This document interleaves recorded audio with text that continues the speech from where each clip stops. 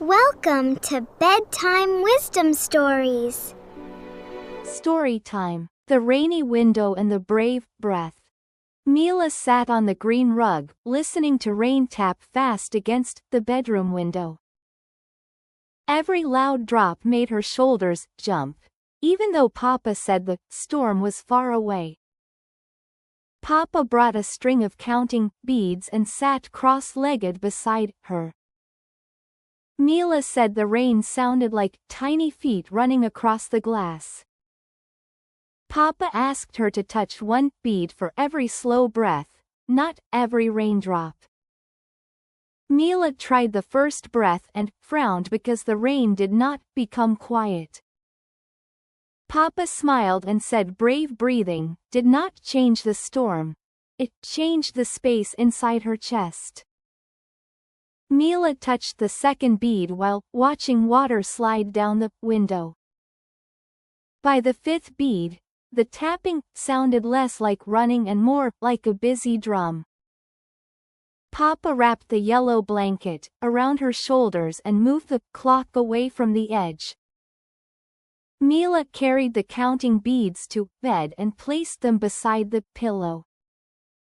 The rain continued, but her body no longer answered every drop with a jump.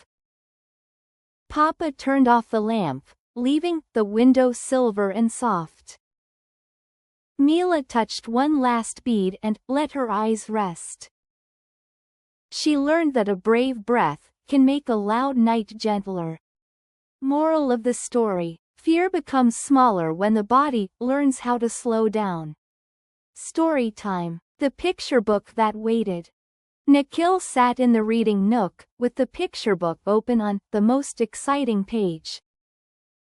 The dragon in the story had just found a golden door, but bedtime had already arrived. Nikhil's paws tightened on the book, because he wanted the ending now. Big sister Nori knelt beside the cushion and pointed to the bookmark ribbon. Nikhil said the story might disappear if he closed it.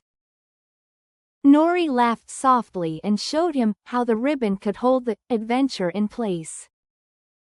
Nikhil slid the bookmark between the pages, leaving the dragon facing the golden door. The fairy lights made the ribbon shine like a tiny promise. Nori asked him to tell the dragon one thing before leaving the story. Nikhil whispered that he would come back after breakfast. He placed the book on the low shelf with the cover facing outward. The toy rabbit beside the shelf looked like a guard for the waiting adventure. Nikhil climbed into bed, still curious, but no longer upset. The dragon's golden door waited safely through the night. Nikhil learned that waiting can protect joy instead of losing it. Moral of the story: patience is easier when we leave good things ready for tomorrow. Story time. The cloud blanket and the missing toy. Tara lifted the cloud blanket and looked again for her tiny fox plush. The basket beside the bed had blocks, socks, and a scarf, but the fox was not there. Aunt Lila found Tara sitting in the middle of the blanket with her tail curled tight. Tara said the bed would not feel right if the fox was missing. Aunt Lila handed her a small flashlight and asked her to search one place at a time. They checked under the bed, inside the basket, and behind the planet sticker wall chart. The fox did not appear, but the toy basket became neat while they searched. Tara found an old star button at the bottom of the basket and smiled a little. Aunt Lila said the fox might be found tomorrow, but the bed could still be cared for tonight. Tara folded the cloud blanket smoothly and placed the star button. The empty space did not feel happy, but it felt noticed. Aunt Lila promised to help search again in the morning. Tara looked at the planet stickers and imagined the fox traveling home through the stars. The blanket felt softer once the room was no longer messy around the missing place. Tara learned that care can comfort us even before everything is fixed. Moral of the story: a missing thing feels less lonely when we care for what remains. Story time. The Night Lamp Turtle and the Big Tomorrow.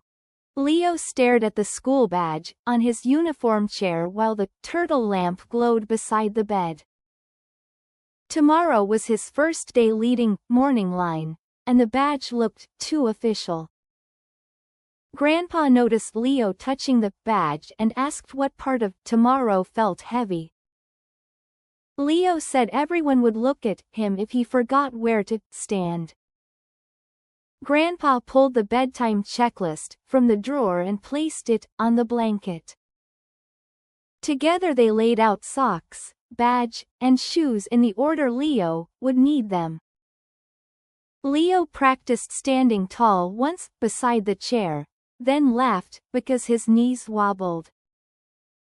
Grandpa said brave leaders could have wobbly knees at bedtime. The turtle lamp made the badge shine softly instead of sharply.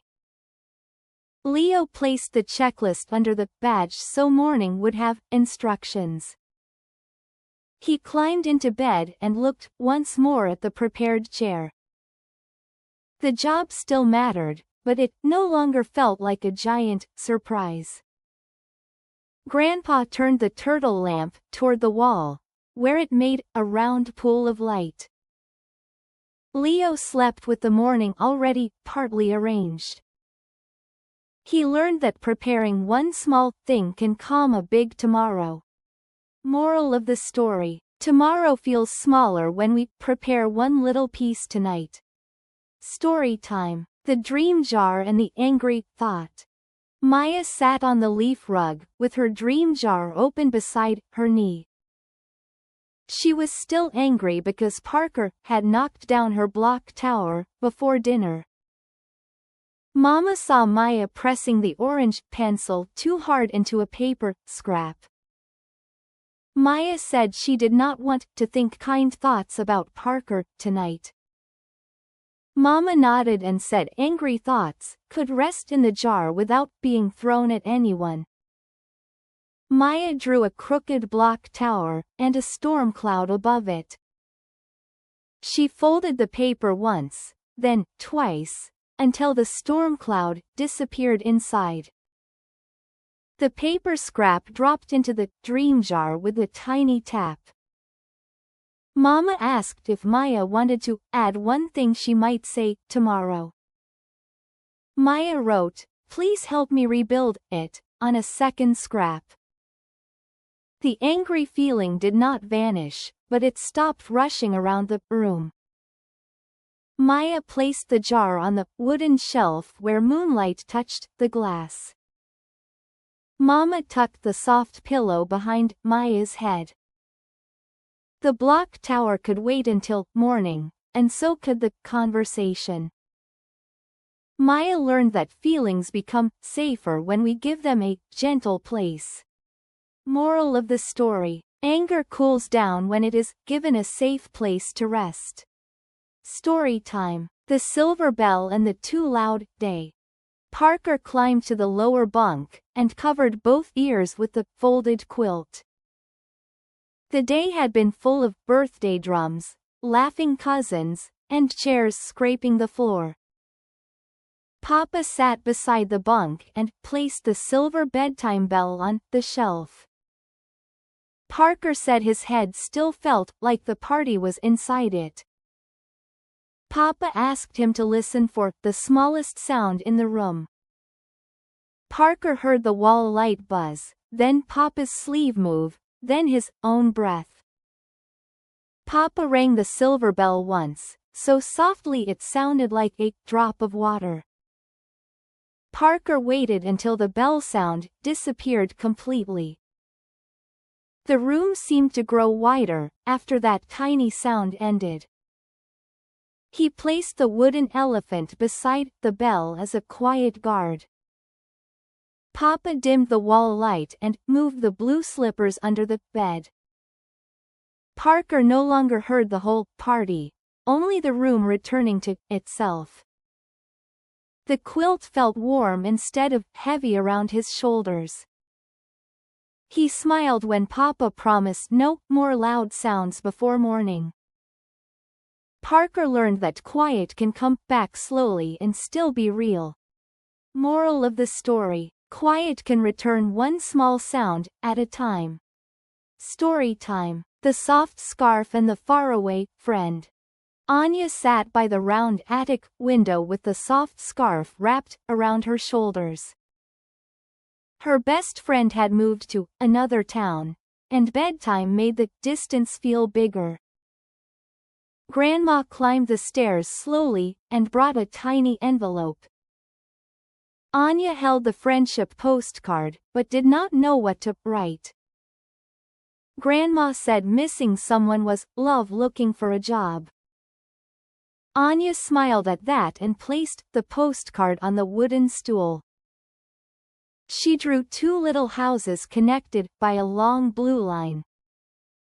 Under the drawing, she wrote one sentence about the scarf and the round window. Grandma helped her slide the postcard into the tiny envelope. The distance did not shrink, but it had a message traveling across it now. Anya pinned the envelope near her school bag for morning.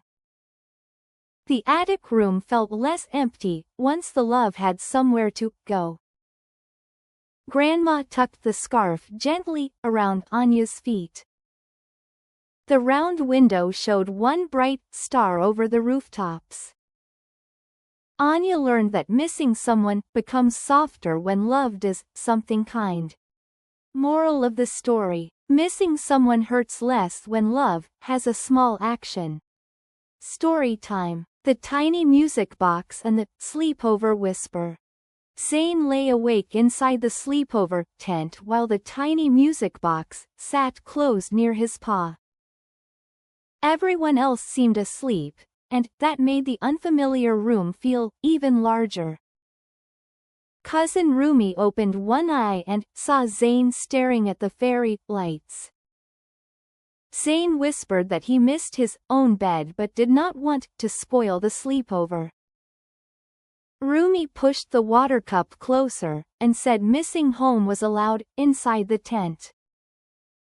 Zane opened the tiny music box, just enough for one soft note to play. The note sounded like his bedroom shelf at home. Rumi helped him turn the star pillow toward the fairy lights. Zane took a sip of water and let his shoulders drop.